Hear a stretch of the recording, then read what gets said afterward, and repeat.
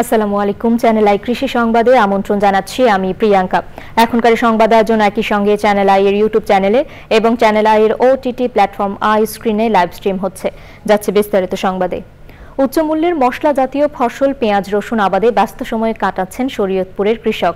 চাষ ও বিনা চাষ পদ্ধতিতে আবাদ করা গেলেও বিনা চাষ পদ্ধতিতে আগাম ফসল ও ফলন বেশি পাওয়ায় এই দিকেই বেশি ঝুঁকছেন কৃষক। এই পদ্ধতিতে চাষ খরচ সাশ্রয় হওয়া ছাড়াও আগাছা কম হয়, তাই ফলনও বেশি। শরীয়তপুর প্রতিনিধি এস এম মুজিবুর রহমানের রিপোর্ট। শরীয়তপুর জেলার কৃষকদের অন্যতম অর্থকরী ফসল পেঁয়াজ ও রসুন। বিনা চাষ পদ্ধতিতে আবাদে আগাম ফলন পাওয়া যায় বলে দামও ভালো পায় কৃষক। ফলে জমির ধরন ও উপযোগিতা অনুযায়ী বিনা চাষ পদ্ধতিতে পেঁয়াজ রসুনের আবাদ বৃদ্ধি পাচ্ছে শরীয়তপুরে। তবে গত বছরের তুলনায় সারের দাম বস্তা প্রতি 400 থেকে 500 টাকা বৃদ্ধি পাওয়ায় লাভ নিয়েও আশঙ্কায় আছেন কৃষক। গতবার থেকে এবার সারের দাম বৃদ্ধি, বস্তা প্রতি 500 টাকা বেড়ে গেছে, 1600 টাকা 2100 টাকা হয়ে গেছে।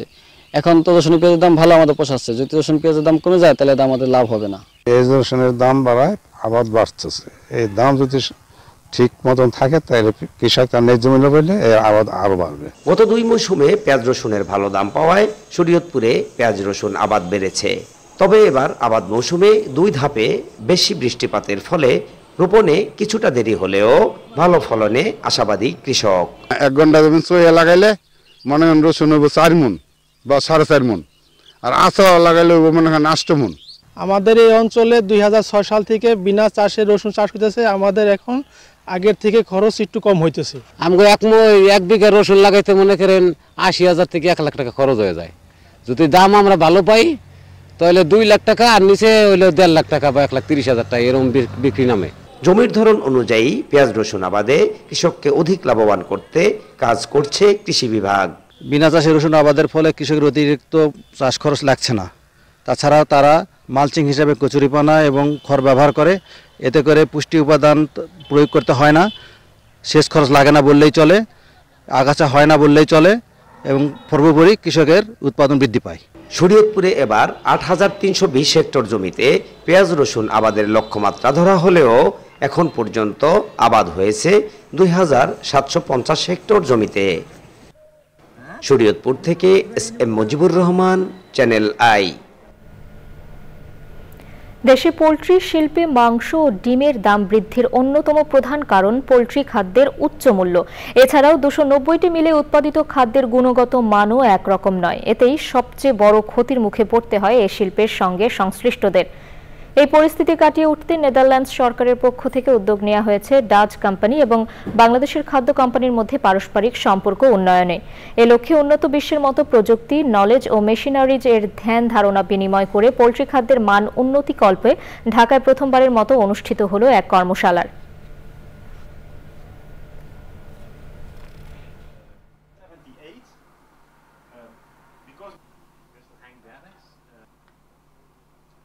এখানে মূলত কভার করা হচ্ছে যে ফিড পারফরমেন্সটাকে, এফিসিয়েন্সিটা কীভাবে বাড়ানো যায়, ফিড কোয়ালিটি। ফিড একটা অন্যতম জায়গা বাংলাদেশের, এই ফিডের উপরে ফুল প্রোডাক্টিভিটিটা নির্ভর করে। যারা আছে এদের সবসময় সুযোগ হয় না যে উন্নত advance technology, advance knowledge, advance ফর্মুলেশনে এক্সপোজার করা। তো আমাদের উদ্দেশ্য ডাচ যে বেস্ট প্র্যাকটিসগুলি আছে, বেস্ট কোম্পানি যারা আছে তাদেরকে এখানে ইনভলভ করা হয়েছে। তারা একটা হলো টেকনিক্যাল সাইড, যে ফিড মিলের যে অপারেশন সেটা কিভাবে সংগঠিত করা যায়, পারফরমেন্সটা কিভাবে এফিশিয়েন্ট করা যায়, তাদের একটা ক্যাপাসিটি বিল্ডিং করা হচ্ছে যারা মূলত ফিড মিল অপারেশন করে। বরগুনায় রিলে পদ্ধতিতে গম চাষ হচ্ছে, অর্থাৎ আমনের ভেতরে গম ছিটিয়ে ধানের জমিতে আবাদ করা হচ্ছে গম। একসময় উপকূলে লবণাক্ত পতিত জমিতে বর্ষা মৌসুমে শুধু আমন ধান হতো। ধান কাটার পর আর কোনো ফসল না হওয়ায় বছরে অর্ধেকটা সময় জমি পতিত থাকত। ফসলি জমির ব্যবহার বাড়াতে এই পদ্ধতি। বরগুনা থেকে হাসান জন্টুর পাঠানো তথ্য ও ভিডিও চিত্রে আল মুকসিদের রিপোর্ট। রিলে পদ্ধতিতে উৎপাদিত গম শুধু বাড়তি ফসলই দিচ্ছে না, পাশাপাশি মাটির লবণাক্ততা কমাতেও সহায়ক ভূমিকা রাখছে। ফলে উপকূলের কৃষি বৈপ্লবিক পরিবর্তন আনার সুযোগ সৃষ্টি করেছে এই রিলে পদ্ধতি। শুধুমাত্র কৃষক রিলে গম চাষের বদৌলতে শুধু একটা বাড়তি ফসল গমই পাচ্ছে না, সেই সাথে তার জমির লবণাক্ততাও মাত্রাও কমে যাচ্ছে। এটি একটু ভালো ইঙ্গিত এই উপকূলের কৃষকদের জন্য। যদি সেই কৃষক উপকূলে এই রিলে গমের পদ্ধতিতে রিলে গম চাষ করে তাহলে আমন ধান পাবে এবং গম পাবে। এছাড়াও বিনা চাষে কম খরচে বেশি ফসল পাওয়ায় এক ফসলি জমি রূপান্তরিত হয়েছে 2 ফসলিতে। লবণাক্ততার কারণে শুধু ধানের পর অন্য কোনো চাষ হতো না, এরপরে এই সার আসলো, তারপর পরামর্শ দিল যে এরকম পদ্ধতিতে গম চাষ করলে আবার যে জমিগুলো খালি থাকতো ওগুলো আর খালি থাকবে না। এরপর তার কথা মতো আমরা চাষাবাদ করলাম। গম চাষ করার পরে 1 বিঘে জমিতে প্রায় 5,000 টাকার মতো খরচ হয়, তাই প্রায় 20,000 টাকার মতো গম আসে। গেলবার যারা হালাইছে হাগো খুব ভালো হয়েছে, হারা লাভবান হয়েছে, এই দেখে এবার আমিও সেই চাষ করব। এখন বছরব্যাপী ফসল হওয়ায় উপকূলের অনেক এলাকার চিত্র বদলাতে শুরু করেছে, ফিরতে শুরু করেছে কৃষকদের আর্থিক সচ্ছলতা। এই প্রক্রিয়ায় আগামীতে উপকূলের কৃষি অর্থনৈতিক সমৃদ্ধ হয়ে উঠবে, এমনটাই আশা সংশ্লিষ্টদের। আল মুকসিদ, চ্যানেল আই। চ্যানেল আই কৃষি সংবাদের আজকের আয়োজন এ পর্যন্তই। পরবর্তী সংবাদ আয়োজনে আমন্ত্রণ জানিয়ে শেষ করছি। ধন্যবাদ সবাইকে।